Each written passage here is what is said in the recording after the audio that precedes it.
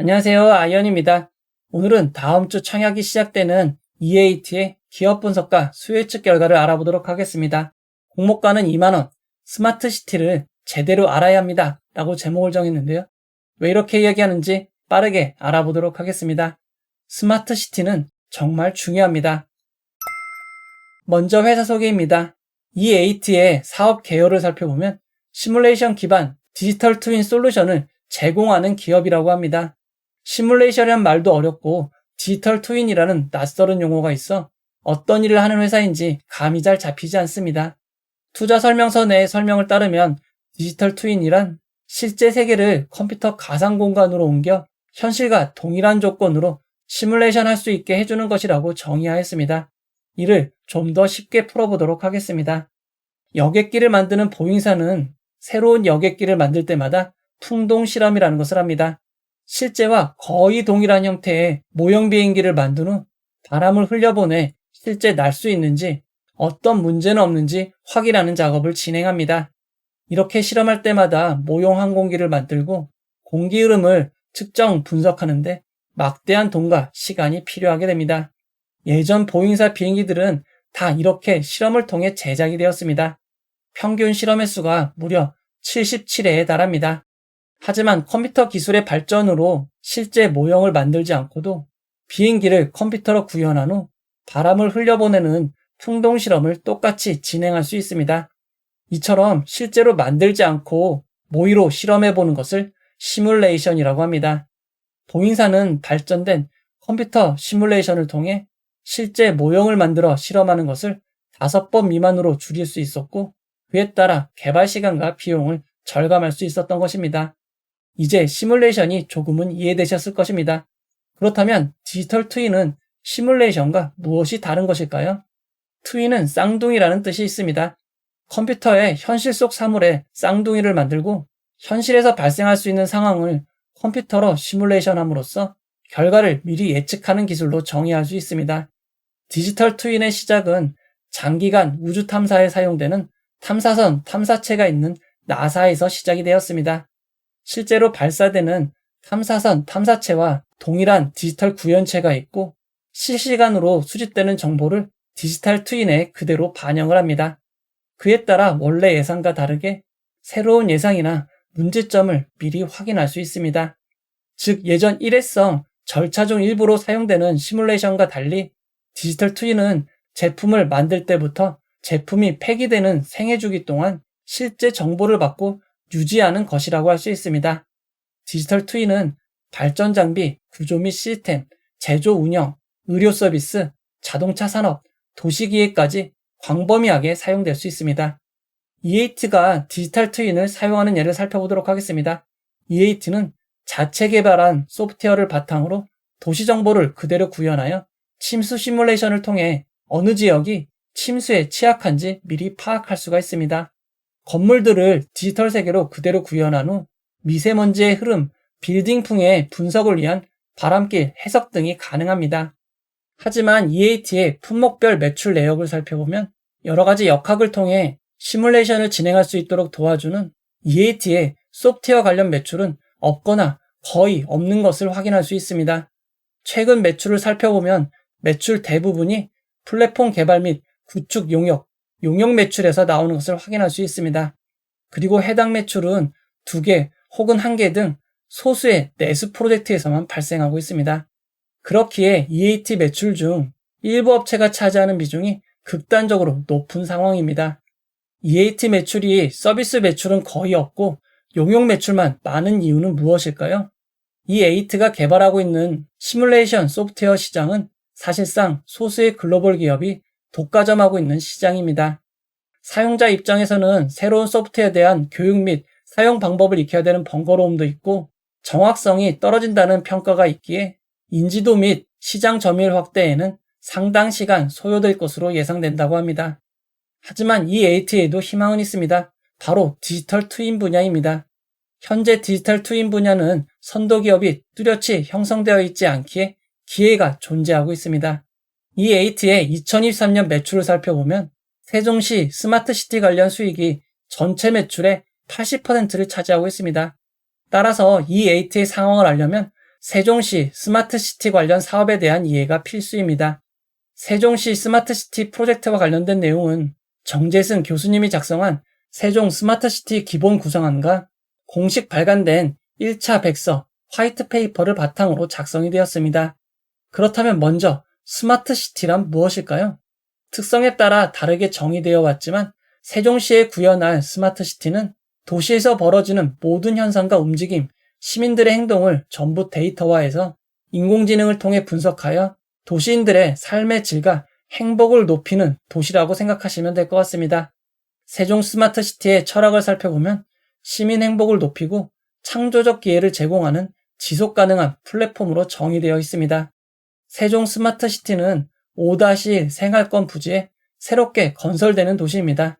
기획 당시 해당 부지는 아무것도 없는 자연 그대로의 상태, 백지 상태의 부지입니다. 현재까지 개발 진행 중이지만 올라간 건물은 없는 것으로 확인할 수 있습니다. 세종 스마트시티 프로젝트는 한국 도시들의 문제점을 바탕으로 혁신 요소를 도출하였습니다. 핵심 요소 중 하나인 모빌리티의 경우를 살펴보도록 하겠습니다. 세종 스마트시티는 기존 도시와 매우 다르게 건설이 되고 있습니다. 과거에는 거주, 상업, 회사 등이 확연하게 구분되어 건설이 되었지만 세종시 스마트시티는 그러한 구분이 없이 어울리도록 설계가 되었습니다. 그리고 모든 소유 자동차는 도시 내로 진입할 수 없고 입구에 주차를 해야 합니다. 그리고 도시 내부에는 자율주행이나 공유 차량, 자전거만 이용이 가능하도록 설계되었습니다. 모든 공간이 어울려 있기에 직장과 주거지가 근접하여 출퇴근 시간을 획기적으로 감소한 것입니다. 현대사회에서 자동차가 필수이긴 하지만 모두 자동차를 소유하는 것은 매우 큰 문제가 있기에 이를 해결하는 방법을 제시한 것입니다. 세종시 스마트시티 프로젝트는 교통, 헬스케어, 교육, 에너지와 환경 부분을 혁신적으로 개선하여 스마트 행정도시, 문화도시, 혁신도시로 만드는 것이 목표인 것입니다. 그리고 이를 가능하게 하는 것이 데이터 기반의 도시 운영입니다. 스마트시티에는 매우 많은 센서 등이 설치되어 있고 이를 통해 도시 데이터들을 확보합니다. 이렇게 확보된 데이터는 인공지능으로 분석을 하고 시민들에게 제공될 서비스 기획이나 개선에 사용되게 되는 것입니다. 데이터 수집 및 의사결정과 반영 과정은 3단계 과정을 통해 지속적으로 확대될 예정입니다. 데이터 기반 도시 운영을 위해 사용되는 것이 바로 디지털 트윈입니다. 세종시 스마트시티를 그대로 디지털로 옮겨서 매우 많은 상황을 시뮬레이션 해볼 수 있습니다. 대표적인 예가 미세먼지 감소 실험입니다. 세종시 스마트시티를 그대로 디지털 트윈으로 옮긴 다음 미세먼지의 흐름을 시뮬레이션 해볼 수 있습니다. 이를 통해 공기청정기의 배치수, 용량, 위치 등을 결정할 수 있는 것입니다. 미세먼지 외에도 소음, 환경오염 쓰레기 등 해결에도 사용될 예정입니다. 스마트시티 백서에 따르면 디지털 트윈 기술의 적용을 주요 추진 전략으로 정하였습니다. 디지털 트윈 기술이 기존 제조업에서 도시 차원으로 확장하고 있는 것입니다. 이처럼 세종시 스마트시티는 디지털 트윈 기술을 도시계획 설계부터 적극적으로 활용하려고 하였습니다. 세종시 스마트시티 프로젝트의 디지털 트윈 구축은 한국토지주택공사에 위탁되어 진행되고 있습니다. 세종시 스마트시티가 들어설 행정중심 복합도시 5-1 생활권은 예상보다 일정이 지연되어 올해 하반기 첫 분양이 진행될 예정입니다. 모두 1767가구의 분양이 예정되어 있으니 부동산에 관심 있는 분들은 참고하시기 바랍니다. 몇 년 전부터 전 세계 분들의 관심을 모으고 있는 사우디아라비아 친환경 스마트시티인 네옴시티가 있습니다. 네옴시티도 상세 프로젝트 내역을 살펴보면 디지털 트윈 기술을 사용하는 것을 알 수 있습니다. 다만 네옴시티 및 사우디의 디지털 트윈 사업은 네이버가 수주했다는 기사가 나오고 있습니다. 네이버도 자회사 네이버 클라우드를 통해 디지털 트윈 사업을 하고 있는 것입니다. E8가 디지털 트윈과 관련된 유일한 회사는 아닌 것입니다. 이어서 수익성 지표를 알아보도록 하겠습니다. 2023년 세종 스마트시티 프로젝트를 하면서 매출이 급격하게 상승하였습니다. 하지만 아직까지는 큰 폭의 적자가 지속되고 있는 상황입니다. 이어서 공모자금 사용 내역을 알아보도록 하겠습니다. 공모자금은 시설자금과 운영자금으로 사용이 되는데 대부분 운영자금으로 사용이 됩니다. 운영자금은 연구 개발 인력 급여, 연구를 위한 GPU 및 서버 구입, 그리고 기술 개발 등에 사용될 예정입니다. 이어서 공모가 산정 내역을 알아보도록 하겠습니다. EAT의 공모가를 산정하기 위한 유사기업으로 국내 상장된 회사인 K사인, 파수, 아이캐스트, 영림원 소프트랩, 브리지텍이 선정이 되었습니다. 해당 회사들의 최근 4개 분기 연환상 기준 평균퍼가 27.39입니다. 이는 2차 전지 전기차 부품회사인 KNS의 평균퍼가 21.96, 이닉스의 평균퍼가 12.01인 것에 비하면 상당히 높은 수준이라고 할 수 있습니다. 여기에 2025년 추정 당기순이익을 사용하여 주당 평가가액은 24,431원이 되었습니다. 희망 공모가액 밴드 상단 18,500원은 주당 평가가액의 24.28%의 할인율이 적용이 된 것입니다. EAT의 추정 당기순이익 산정 내역을 알아보도록 하겠습니다. EAT의 2023년 매출은 세종시 스마트시티 프로젝트의 영향으로 2년 사이에 11.56배가 늘었습니다. 이렇게 크게 늘었지만 1년 매출이 35억 7,200만 원 밖에 되지 않습니다. 하지만 EAT는 2년간 매출이 다시 8.57배가 늘어날 것으로 추정하였습니다. 2025년 예상 매출은 306억 원이고 당기순이익이 약 132억 원이 될 것으로 예상한 것입니다. 상세 산정 내역을 살펴보면 역시나 디지털 트윈과 관련된 용역 수수료, 소프트웨어 라이선스 비용이 대부분을 차지하고 있습니다. EAT의 디지털 트윈 플랫폼 사업 영업수익 추정 현황을 살펴보면 계약 완료된 건은 100%, 수주 가능성이 높은 프로젝트는 70%, 보통은 50% 확률로 추정하여 매출을 산정하였습니다. 그렇게 실제로 수주를 성공하지 못한다면 향후 매출은 큰 폭으로 떨어질 가능성도 있는 점 주의하셔야겠습니다. 현재 계약이 완료된 계약들을 살펴보면 정부 사업과 건물관리 사업인 것을 알 수 있습니다. 정부 및 지자체가 진행하는 스마트시티 사업의 경우 외국 기업의 참여가 제한되어 있습니다. 거기에 세종 스마트시티 사업을 구축 중이기에 앞으로의 수주에는 유리할 가능성이 높습니다. 그리고 앞에서 언급한 것처럼 디지털 트윈은 시뮬레이션과 달리 일회성이 아닌 생애주기 전체에 대해 유지가 되기에 계속 사용할 수밖에 없습니다. 구축 후에도 약 12년간 유지보수 수익이 예상되는 상황입니다. 중간 정리를 해보도록 하겠습니다. 디지털 트윈은 실제 세계를 컴퓨터 가상 공간에서 현실과 동일한 조건으로 시뮬레이션 할 수 있게 해주는 것입니다. 일부 부품, 기계, 건물 등에서 도시 전체로 활용 범위가 늘어났습니다. 스마트 시티의 필수 요소로 범위가 넓어진 상황입니다. EAT의 매출은 대부분 디지털 트윈 구축 관련 용역에서 발생하고 있습니다. 현재 진행 중인 세종 스마트 시티 관련 사업이 대표적이라고 할 수 있습니다.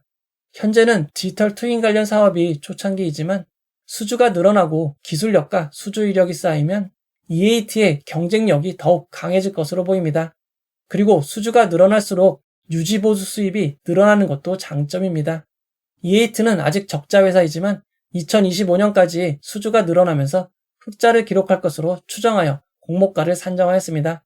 그렇기에 예상만큼 수주가 되지 않는다면 매출과 이익에는 큰 영향이 있을 수밖에 없고 공모가는 고평가가 될 수밖에 없습니다. 이어서 일정을 알아보도록 하겠습니다. EAT는 2월 13일 화요일 청약을 시작하여 2월 14일 수요일 청약이 마무리됩니다. 청약은 8시부터 오후 4시까지 진행이 되고 코셈, K웨더, APR과는 청약 일정이 겹칩니다.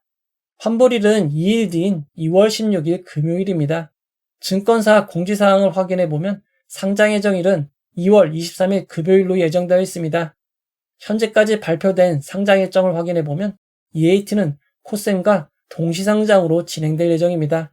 수급이 분산되는 동시상장으로 진행되는 점은 EAT 청약의 최악의 단점이 될 것으로 보입니다. 이어서 기관 투자자 수혜측 결과를 알아보도록 하겠습니다. EAT의 공모가는 수혜측을 통해 희망 공모가액 밴드 상단 18,500원보다 8.11% 높은 2만원으로 결정이 되었습니다. 이번 수혜측에는 1,577개의 기관이 참여하여 경쟁률 630.64대 1을 기록하였습니다. 경쟁률이 조금 낮아 보이지만 이는 허수성 청약 방지가 적용되어 그럴 수 있습니다. 먼저 2023년 6월 말 이후 수혜측에 참여한 기관 수부터 비교해보면 EAT의 수요예측에 참여한 기관 투자자의 수는 중간보다도 조금 적은 것을 알 수 있습니다. 이어서 기관 투자자들의 수요예측 분포를 알아보도록 하겠습니다. 기관 투자자들의 수요예측은 밴드 상단 초과에 제일 많이 몰렸습니다. 최근 대부분의 수요예측이 밴드 상단 초과에 매우 많이 몰리지만 EAT는 최근 수요예측에 비하면 상단 초과가 91.9%로 조금 낮은 편입니다. 상단도 5.99%, 중간도 두 곳인 0.13%, 하단이 22곳으로 1.4%, 하단 미만도 9건 0.57%가 있습니다. 그럼에도 공모가로 정해진 2만 원을 초과하여 수요예측에 참여한 기관 투자자 비율이 무려 80.59%나 됩니다. 그렇기에 공모가가 2만 원으로 결정이 될 수 있었던 것 같습니다. 수요예측에서 가장 중요한 의무보유 확약을 알아보도록 하겠습니다. 이번 수요예측에 참여한 기관 투자자들은 건수 기준 1.52%, 수량 기준 2.35%의 상당히 낮은 의무보유 확약 신청을 하였습니다. 기간별 의무보유 확약을 살펴보면 6개월이 0.38%, 3개월이 1.9%, 1개월이 0.05%, 15일이 0.01%입니다. 그나마 장기인 6개월, 3개월이 많긴 하지만 의무보유 확약 수치가 너무 낮기에 큰 의미가 없을 것 같습니다. EAT의 의무보유 확약 신청을 2023년 의무보유 확약 신청과 비교해보면 해당 기간 평균 9.61%에 비해 상당히 낮은 수준임을 알 수 있습니다. 바이오인프라, 뉴트바이오보단 조금 더 많고 LB인베스트먼트, 시큐레이터보다는 조금 적은 의무보유 확약입니다. EAT의 수요예측 결과를 경쟁률과 의무보유 확약의 좌표로 나타내면 경쟁률도 그리 높지 않고 의무보유 확약도 높지 않은 것을 확인할 수 있습니다. 좀 더 정확한 비교를 위해 허수성 수요예측 방지 이후 수요예측 중 비슷한 규모와 비교할 때 워트, 메가터치, HB 인베스트먼트보다는 안 좋은 수요예측 결과로 볼 수 있습니다. EAT의 수요예측 결과는 그리 좋은 편이 아닙니다. 이어서 차약정보와 차약증권사를 알아보도록 하겠습니다. 이번 공모에서 우리사주조합에 1.8%를 배정하였습니다. EAT 직원 수는 모두 87명이고 평균 군속료 수는 1년 9개월로 짧은 편입니다. 우리사주조합 1인당 평균 배정 주식수가 약 230주로 금액으로는 460만원 밖에 되지 않습니다. 우리사주조합에 배정된 규모가 상당히 적은 편입니다.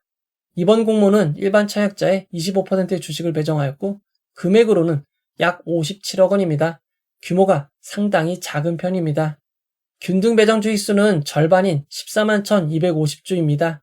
최근 공모주 청약의 인기가 많아 최소 청약자가 약 28만 명이기에 추첨 상황으로 생각할 수 있지만 하나투자증권은 그렇게 메이저 증권사가 아닙니다.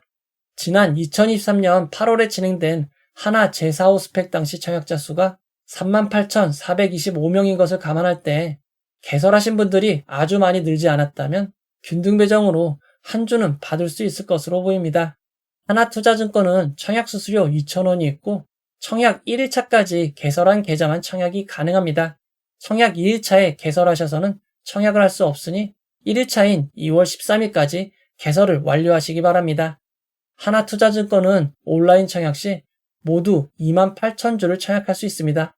28,000주의 청약 증거금은 2억 8천만 원입니다. 이어서 최소 단위 청약과 청약 증거금을 알아보도록 하겠습니다. 이번 청약의 최소 단위 청약은 10주이고 10주의 청약 증거금은 10만 원입니다. 이어서 상장일 유통 물량을 알아보도록 하겠습니다. EAT는 공모가 2만 원 기준 상장 시가총액이 1,893억 원입니다. 규모가 그리 큰 회사는 아닙니다. 유통 가능 비율이 매우 높은 43.91%이고 시가총액을 반영한 상장일 유통 가능 금액은 831억 원입니다.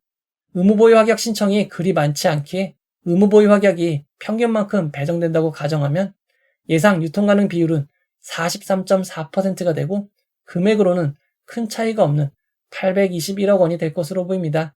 물론 실제 배정에 따라 큰 폭의 차이가 있을 수 있는 점은 주의하시기 바랍니다. 의무보유 확약 전 상장의 주체별 유통물량 비율을 살펴보면 기존 주주가 73.29%, 일반 청약자가 6.8%, 공모기관이 19.91%입니다. 상장에 매각 가능한 기존 주주 비율이 73.29%로 매우 높습니다. 규모가 크기에 금액으로도 609억 원이나 됩니다. 상장일 매각 가능한 주주들을 살펴보면 기타 소액주주로 나와 있습니다. EAT의 소액주주 숫자가 326명으로 상당히 많은 수준입니다. EAT의 소액주주가 많은 이유는 비상장 플랫폼에서 거래가 가능하기 때문입니다. 증권플러스 비상장을 살펴보면 최저가 16,000원에서 최고가 56,000원까지 거래된 내역이 있습니다. 현재는 공모가보다 높은 36,800원입니다. 서울거래 비상장도 21,000원에서 37,000원까지 거래된 내역이 있습니다. 현재 비상장 거래 가격이 공모가보다 높은 점은 큰 장점이 될 것 같습니다. EAT의 주식이 비상장 거래가 가능한 이유가 이미 스톡옵션을 행사한 물량이 있기 때문으로 보입니다. 임직원에게 부여된 스톡옵션 주식매 선택권은 상장 직후 의무보유 없이 행사할 수 있는 물량이 22,400주가 남았습니다. 공모가 기준으로 약 5억이 되지 않기에 상장에 미치는 영향은 매우 낮을 것 같습니다. EAT는 상장 이후 보통주로 전환될 수 있는 우선주가 있습니다. 공모가보다 낮은 13,571원에 36만 8,446주가 전환이 가능합니다. 공모가 기준으로 약 74억 원입니다. 그리고 추가적으로 전환사채가 있습니다. 공모가와 거의 비슷한 19,000원으로 전환될 수 있는 물량이 31만 523주입니다. 공모가 기준 약 62억 원입니다. EAT의 의무보유 확약 전 상장 유통 물량을 2022년부터 2023년까지 상장한 종목 유통 물량과 비교해보면 TMC 에이징랜드보다는 조금 더 많고 에코아이, 썬바이오보다는 조금 적은 유통 물량입니다. 2023년 6월 말 이후 상장 종목 유통 물량과 비교해보면 ALT와 컨택의 사이가 될 것으로 보입니다. 상장일 유통 물량은 매우 많은 편입니다. 이어서 구주 매출을 알아보도록 하겠습니다. 이번 공모를 통해 자신의 주식을 매각하는 기존 주주가 없습니다. 이번 공모는 새롭게 주식을 발행하는 신주 모집 100%로 진행이 됩니다. 이제 결론을 내려보도록 하겠습니다. EAT는 디지털 트윈과 관련된 사업을 하는 회사입니다. 추가적으로 이번 공모에는 환매 청구권이 부여되어 있습니다. 상장일로부터 3개월까지 주가가 공모 가격의 90% 이하로 떨어진다고 해도 공모 가격의 90%를 보장해주는 권리입니다. 환매 청구권은 주식을 출고하거나 매도를 하면 사라지니 이번 공모를 참여하시는 분들은 절대 주식을 출고하지 마시고 자신의 계좌로 주식을 받아서 유지하시기 바랍니다. 사실 이번 공모는 환배 청구권을 부여할 필요가 없는 청약입니다. 하지만 하나투자증권은 일반 투자자의 보호를 위해 환매 청구권을 부여한다고 밝혔습니다. 손실을 제한할 수 있는 환매 청구권이 있는 점은 매우 큰 장점입니다. 하나투자증권은 이번 공모를 진행하며 약 9.4억 원의 수수료를 받습니다. 일반 청약자의 규모가 크지 않기에 주가가 26.32% 이상 하락하지 않으면 하나투자증권은 이익이 됩니다. 하나투자증권은 주가가 26.32% 이상 하락하지 않고 모두 환매 청구권을 쓸 거라고 생각하지는 않는 것 같습니다. 장단점을 정리해 보도록 하겠습니다. 환불일이 2일인 점, 스마트시티 관련 테마주에 엮일 수 있는 점, 자발적으로 3개월 환매 청구권을 부여한 점, 최근 상장일 분위기가 매우 좋은 점이 장점입니다. 하지만 공모주 청약을 통해 지켜봤듯이 거의 지켜진 적이 없는 2025년 추정 수익을 바탕으로 공모가가 산정이 되었고 코셈과 동시상장인 점, 규모가 매우 크고 기존 주주가 많은 점, 상장 후에도 보통주로 전환될 수 있는 전환상한 우선주, 전환사채 등이 있는 점이 큰 단점이 됩니다. EAT는 상장의 유통 물량이 크고 동시상장이기에 수익을 장담할 수는 없습니다. 그러나 아직까지 분위기는 매우 좋기에 균등은 시도해 볼 만한 것 같습니다. 그리고 환매 청구권이 없었다면 비례는 시도하지 않았겠지만 손실을 10%로 제한할 수 있는 환매 청구권이 있고 매각 가능한 기존 주주들이 거래한 것으로 추정되는 최근 비상장 거래 가격이 공모가보다 높은 상황입니다. 모든 것은 청약일 경쟁률을 보고 판단하시면 될 것 같습니다. 경쟁률이 높으면 오히려 패스하시는 것을 권해드립니다. EAT가 경쟁률마저 높으면 차라리 규모가 작거나 단독 상장인 다른 종목들이 더 유리할 수 있기 때문입니다. 경쟁률이 낮을 경우 혹시나 발생할 손실을 감당할 수 있을 정도로 소량 청약하시면 될 것 같습니다. E8는 상장일 공모가 2만원이 기준 가격이 되고 상한가 400%는 8만원, 하한가 60%는 12,000원입니다. 청약을 결심하신 분들을 위해 최상의 결과가 있기를 바라도록 하겠습니다. 이 영상은 후원회원 여러분들의 후원과 구독자 여러분들의 슈퍼땡스, 댓글을 통한 따뜻한 격려를 통해 제작되었습니다. 항상 고맙습니다. 이 영상은 투자 권유가 아니며 투자는 오롯이 투자자의 판단으로 이루어져야 합니다. 그리고 오늘부터 시작되는 설 연휴 건강하고 행복하게 잘 보내시길 바랍니다. 긴 영상 끝까지 봐주셔서 고맙습니다.